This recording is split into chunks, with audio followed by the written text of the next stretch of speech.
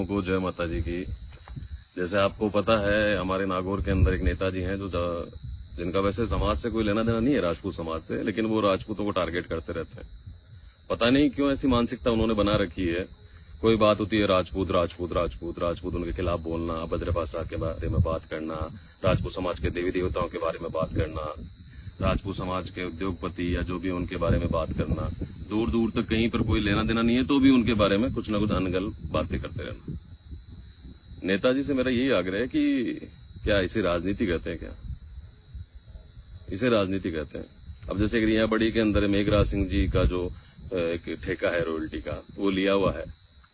अब उस रॉयल्टी के ठेके के बारे में मैं ऐसे कर दूंगा, ये कर दूंगा, ये करवा दूंगा, वगैरह वगैरह वगैरह। आप कई सालों से बातें कर रहे हैं, आप दबंग की छवि बनाना चाह रहे हैं। ऐसी बातें करके दबंग की छवि ये नहीं होती है। दबंग की छवि ये नहीं होती है। दबंग की जो परिभाषा है वो यूपी और बिहार से आई है।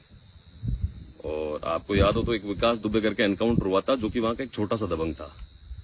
उसके 30 से 35 हत्याओं के मुकदमे थे, बाकी और 150 मुकदमे और थे उसके।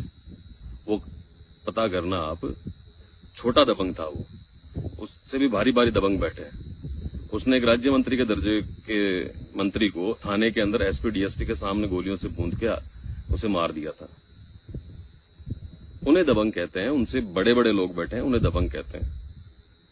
अब आप लोगों को, समाज को मन से इस पार्टी को उस पार्टी को गाली गलौज करते हैं, अभद्र भाषा का प्रयोग करते हैं और दबंग की छवि बनाना चाहते हैं। ये तो मुझे किधर से दबंग की छवि लगी नहीं। रही बात रोल्टी के ठेके की, तो रोल्टी का ठेका 11,000 करोड़ में लिया हुआ है सांसद साहब। 11,000 करोड़ में। शायद एकदम से तो आपको बिंदु भी नहीं पता पड़ेंगे कि 11,000 करोड़ के बिंदु कितने होते हैं। और आप जो पिछले 2008 से एक सामाजिक गठबंधन बनाना चाह रहे हैं और राजपूत समाज की बुराइयां कर करके उस आपके समाज, जाट समाज को आगे लेना चाह रहे हैं, तो जाट समाज से मेरा आग्रह है कि क्या अभद्र भाषा का प्रयोग करना किसी भी व्यक्ति को शोभा देता है क्या? मान लीजिए राजनीति कीजिए, आपके कार्य हैं, आप करते रहिए, सब करते हैं अपने अपना कार्य, आप भी कीजिए। पर मैं जाट समाज से पूछना चाह रहा हूं कि यदि अभद्र भाषा का प्रयोग करना उचित है क्या? जाट समाज की जो नेत्रियां है, जो कि ज्योति जी मिर्धा है, आपके मदेरणा दिव्या जी हैं, उनके नींबू निचो दूंगा, ये कर दूंगा, क्या ये उचित है? और फिर हमें जनता को क्या डेमो देना है? हमको क्या डेमो दे रहे हो जनता को? मार दीजिए 4-5 विधायक। दबंग की छवि लगानी है आपको? 4-5 विधायक वहां मरते हैं। यूपी बिहार का ट्रेंड है दबंगाई का। उनका ट्रेंड में, यहाँ के ट्रेंड, वो गाली गलौज नहीं करते, उनके आंख के टोरे से लाशें ठिकाने लग जाती है। आप है जो एक राजपूत समाज को टारगेट करते जा रहे हो, देवी देवताओं को। ये तो सड़क पे पड़ के मर गया यार, इसको लोग पूज रहे हैं, फला डिकड़ा पोचड़ा ओम बना के बारे में भी बोला आपने। बाकी सब देवी देवताओं ने क्या बजरंगबली की तरह पहाड़ लेके आए थे क्या? नहीं, बाकी देवी देवता है तो किसी न किसी प्रकार से डेथ होती है। बाकी का ने क्या कर दिया ऐसा? और कब तक आप ये माहौल बनाओगे? कब तक जातिवाद का जहर फैला के आप जो सीएम बनने का सपना देख रहे हो या आगे जाने का सपना देख रहे हो, आप क्या सोचते हो कि इस जो आपकी जो ये है दिनचर्या, इससे आप सीएम पद बन जाओगे? मुश्किल, नामुमकिन। नहीं हो पाएगा ये।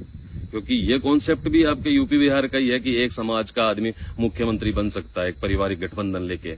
लेकिन उनके पीछे का वो भी देखा करो कि उसके पूरे जो सिस्टम के अंदर जो लोग हैं वो सभी समाजों के, जैसे मान लीजिए अखिलेश यादव वहां से बने या मुलायम सिंह बने, तो उनके यादवों के साथ साथ सभी समाजों के लोग हैं उनके साथ। उसमें विधायक भी है, मंत्री भी है, कार्यकर्ता, सभी समाज, सभी धर्मों के। एक हा हू नहीं करे उन्होंने कहीं भी।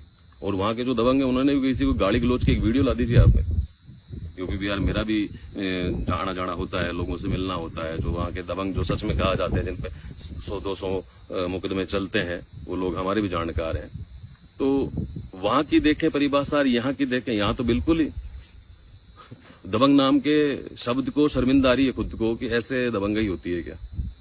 और मार दीजिए ना आप कई बार मुख्यमंत्री को गाली देते हैं, कई बार आप वसुंधरा राजे को गाली देते हैं, मिलती है ना जयपुर में आपको। मार दीजिए, मान लेंगे भाई दबंग है, हम क्यों नहीं मानेंगे। 2-4 विधायक मार दीजिए, 2-4 कलेक्टर एसपी मार दीजिए, वो लोग मारते हैं जैसे। कब तक गुमराह करोगे आप? और क्यों क्यों जहर फैला रहे हो आप सबके बीच के अंदर? मुझे ये बताइए, इनको तो नहीं पता, बाकी लोगों को मैं बता देता हूं कि मान लीजिए आप जाट राजपूत कर रहे हैं और इसको और कंटिन्यू करते रहेंगे, परंतु ये मत भूलिए नागौर में 2 जगह ही राजपूत लड़ता है, सिर्फ 2 जगह, और वो पार पटक लेगा, बाकी 8 जगह आपस में लड़ना है।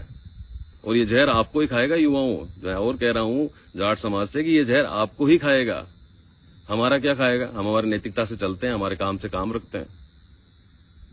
ये झूठा डेमो हम में क्यों देते हो? मैं ऐसे कर दूंगा, उसको ऐसे कर दूंगा, मार दो, चलो मेघराज जी को कर दो, वो जयपुर रहे, मेघराज जी का कुत्ता मार के बता दो, उनको घीसना पटकना, ये तो एक बहुत ही कल्पना ही छोड़ देना, उनका कुत्ता मार के बतवा दो। कब तक जहर फैलाते रहोगे? 2008 से आप कितनी किसानों की रैलियां करते हो, किसानों को भी बांट दिया कि किसान बस एक ही समाज का है, एक ही समाज का है। क्यों? नाई समाज नहीं करता, कुमार समाज खेती नहीं करता, लुहार नहीं करता, कौन नहीं करता बताइए मुझे? हर ग्रामीण परिवेश से जुड़ा हुआ हर समाज अपने अपने औकात की, अपने अपना जितना खेत है उतनी खेती करता है आज भी, लेकिन उसको भी जोड़ दिया। चलो जोड़ दिया, कोई नहीं, आपका लुकआउट, आपका समाज, आपके कार्यकर्ता, आपके चाहने वाले। 2008 से लेके आज तक क्या मिला उनको? बताना मुझे क्या मिला? वो ही पीड़ाएं हैं, भले बड़ी है वो कि वो पीड़ाएं। आज भी उनको फसल के टाइम बिजली पूरी नहीं मिलती, आज भी उनके कर्ज माफ नहीं हुए, आज भी उनको यूरिया डीएपी वगैरह वगैरह सामग्रियों के लिए जूझना पड़ता है। क्या परिवर्तन हुआ? लाखों रुपए उनके खर्च हो रहे हैं हर रैलियों में। हाँ, आपका जरूर फायदा हो रहा है, आपका दलबल दिख रहा है, आपका माहौल दिख रहा है, आपका आर्थिक रूप से संबल बढ़ रहा है, और ऐसा जहर फैला के बन के कर लोगे क्या? मुझे बताओ, क्या करोगे फिर ऐसा? इससे पहले जाट नेता नहीं हुए? नाथुराम जी मिर्धा और कल्याण सिंह जी कालवी दोनों बहुत अच्छे से धर्म भाई के साथ होकर राजनीति करते थे, और नाथुराम जी मिर्धा का एक सिक्का चलता था और उनके प्रति सभी समाजों में प्रेम था, उन्होंने नहीं दी किसी को गालियां। कल्याण सिंह जी कालवीर, वो दोनों धर्म भाई थे, राजनीति के सिक्के के दोनों, एक सिक्के के 2 पहलू बन के चले वो जब तक जिए। ऐसा क्या है फिर? 2-4 एमएलए बन गए, 1 एमएलए बन भी जाए कोई ऐसी राजनीति से, तो क्या मिलता है फिर? आज आपने ऐसी स्थिति पैदा कर दी कि जाट और राजपूत जहां भी कहीं मिलते हैं तो ऐसे देखते हैं कि ओ जाट है, ओ राजपूत है। क्यों भाई? क्या लेन देन हो गया आपस में? क्या खा गए? क्या लेन देन हो गया? क्या खा गए? कहां किसके अड़चन डाल रहे हैं? और रही बात दुश्मनी की, तो दुश्मनी राजपूत समाज में राजपूत के राजपूत दुश्मन है, जाट के जाट दुश्मन नहीं है क्या? भरे पड़े हैं आपस में, हजारों लोगों के आपस में नहीं बनती, एक दूसरे को खाने पीने मारने काटने के लिए तैयार है। फिर उनका क्या रहेगा? वैसे ही व्यक्ति की जिंदगी की परेशानियां बहुत ज्यादा है, अभी सामाजिक जहर फैला के आप कितना बेड़ा गर्क करना चाह रहे हो। और ये चलो आप कर लीजिए, कोई बात नहीं, पर ये डेमो गरीब जनता के सामने क्या देनी, आम जनता के सामने क्या देनी? 2008 से लेकर आज तक आपसे कोई विधायक नहीं मरा। हम खुद बोलेंगे भाई आप दबंग हो, शानदार हो, जो 2-4 विधायक मारो, 2-4 कलेक्टर एसपी मारो, तब पता पड़ेगा हाँ भाई आप दबंग हो। भागो और इस जनता के सामने डेमो दे दो तो ऐसे कर दूंगा, वैसे कर दूंगा। अभी तो वसुंधरा राजे सीएम भी नहीं है, मौका है, मत भूलो, जाओ। ऐसी अनगल बातें ना करें, इनका कोई औचित्य नहीं है और राजपूत समाज नहीं सहेगा।